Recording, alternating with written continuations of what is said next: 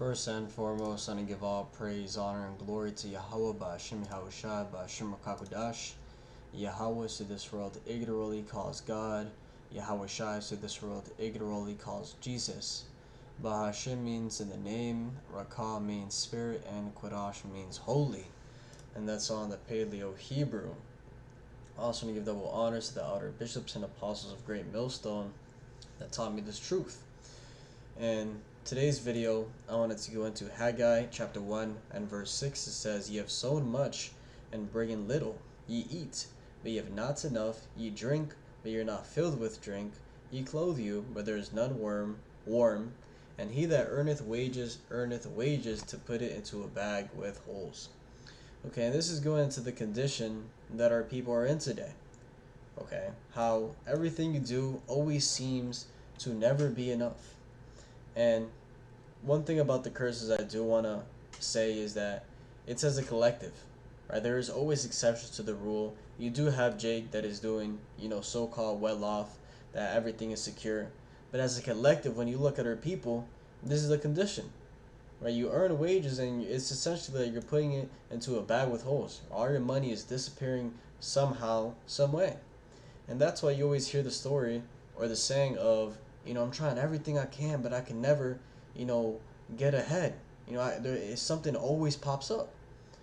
Now, the reason that is because the curses of the Lord. Okay, so this is a classic lesson, but very important because a lot of the times, if you forget that we're under the curses, you might start getting bitter. You might start, crashing out because you feel like you're being targeted. When it's not just you, man. It's everyone. Right? Everyone is going through some type of, trial and tribulation is what it is at the end of the day. This is Deuteronomy chapter 28 and verse 15.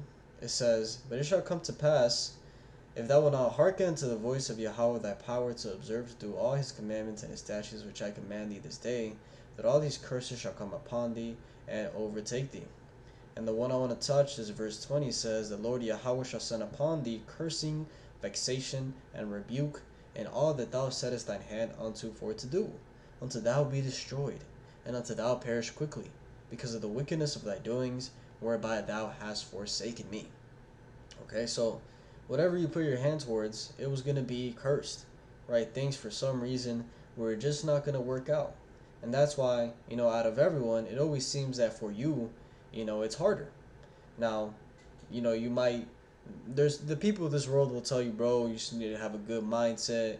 You need to have a positive mindset. You need to keep pushing, which is true, right? But how come the so-called blacks, Latinos, and Native Americans, as a collective, are at the bottom? Why are they the ones that are struggling, day to day? Okay, here it is recently, you hear this whole slogan of Make America Great Again, but it's never been great for the Negroes and Latinos and Native Americans. It's always been bad, right? So, what is that really about? It's about making America white again, making America white supremacists again, okay? Where the Edomites have more power. That's what it's about. Because now what they're feeling is the same squeeze we've been feeling the entire time. So, let's read this in Deuteronomy chapter 28 and verse 43. It says, The stranger that is within thee shall get up above thee very high, and thou shalt come down very low. He shall lend to thee, and thou shalt not lend to him. He shall be the head, and thou shalt be the tail. Alright, so we're going to be the ones at the bottom. And you can very clearly see that. Let's see if Google will tell us the truth about that. Let's ask it, what race is the poorest in the United States? Oh, look at that. It says, Native American and black populations consistently experience the highest poverty rates in the United States, with approximately 1 in 4 individuals living below the poverty line. While exact annual figures fluctuate, these groups frequently alternate for the highest poverty percentage depending on the specific demographic and poverty metric utilized. It says Native Americans, black or African American, Hispanic, or Latino, right? And, coincidence? No, it's not. And the reason why is because these are the Israelites. And as it says, verse 45, Moreover, all these curses shall come upon thee, and shall pursue thee, and overtake thee, till thou be destroyed, because thou hearkenest not unto the voice of Yahweh thy power, to keep his commandments and his statutes which he commanded thee. And they shall be upon thee for a sign and for a wonder, and upon thy seed forever. Right? So these curses were supposed to be for a sign of who the Israelites are. And if you look at throughout all the civilizations, you look at the Chinese, the Japanese, the Jewish, the so-called white, the everyone, no one else fits these curses, these conditions, but us. So there you have it. And we're still under these curses. It says, jump it down. Therefore shalt thou serve thine enemies, which Yahweh shall send against thee, in hunger and in thirst and in nakedness and in want of all things, and he shall put a yoke of iron upon thy neck until he had destroyed thee. Right, and that's going into slavery. If you were to search up yoke of iron, you're not going to find a so-called Chinese person on there with a yoke of iron. You're going to find this, Negro. Okay, this seems to be 100% royalty free illustration video, but this is reality. Negroes, those were the ones that were the ones with yokes of iron. Look at that, saints of Yahweh. So the Bible is not, a fairy tale. These things actually happen, and they were written, they're going to happen. You can see how, before, if you were to go to one of my videos maybe 3 years ago and search up, going on this topic, I used to be able to search up yoke of iron, and you would have this picture pop up instantly. But it seems that, they completely have scrubbed the original images that popped up to make it seem like, it's not just the Negroes popping up. As it says, no other race had yokes of iron on their necks but us. So we fit the criteria. And even when you go into, I believe it was Lachish, if I remember correctly, the wall of Lachish reliefs. Okay, the Lachish wall refers to the massive fortification of the biblical city of Lachish. It is most famous for its destruction by the Assyrians in 701 BCE, a historical event chronicled in both the Hebrew Bible and an extraordinary series of ancient wall carvings known as the Lachish battle reliefs. Right, and it essentially goes into how, Lachish was the second most important city in the kingdom of Judah, and it was besieged and destroyed by the Assyrian king Sennacherib. And this is in the Bible. Now, when you go into the pictures of essentially what was happening, this is what you see. You see that the people being taken captive, look at the hair they had. Is this a so-called white man? No. These are Negroes. Woolly hair. That's why it has it like that.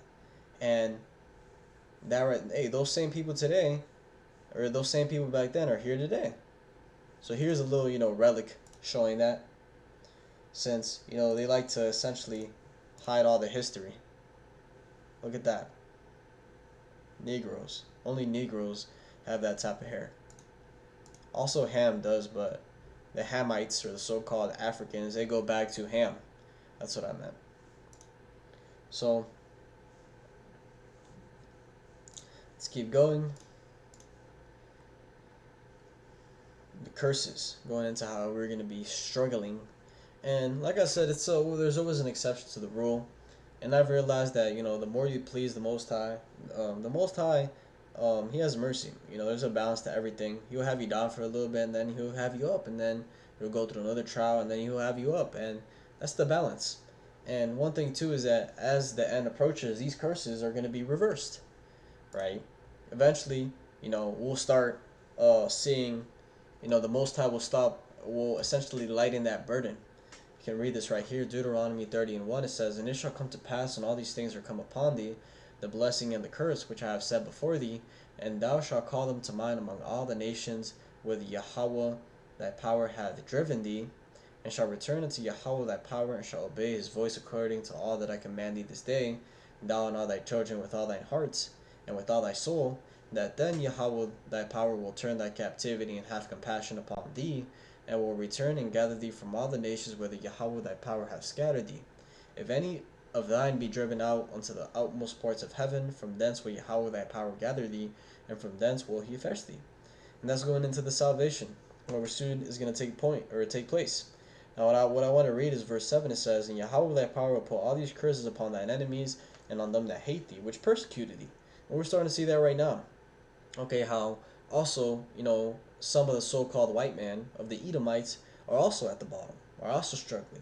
How the Edomite woman is essentially acting like the Israelite woman, so-called black woman, and also becoming a complete degenerate, vine, degenerate whore. You know, we're seeing how, that vibration of everything is going towards all the nations, and they're also, suffering. So the full transition of the curses going on to them and us being at the top is the kingdom of heaven. How, let's end it with Isaiah 14, since it hits it so beautifully.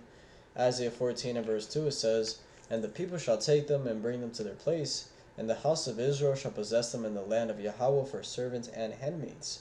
And they shall take them captives whose captives they were, and they shall rule over their oppressors." Right, so all the nations that have had us captives, they're going to be captives. And all that have ruled over us, we will rule over them. And that is the justice of the Lord. So I'll leave it there. Hopefully this was edifying. With that, I want to give all praise, honor, and glory to Yahweh Ba'ashem Yahushai Ba'ashem HaKakodash, and double honors to the elder bishops and apostles of Great Millstone that taught me this truth. Shalom to you, like Shalom.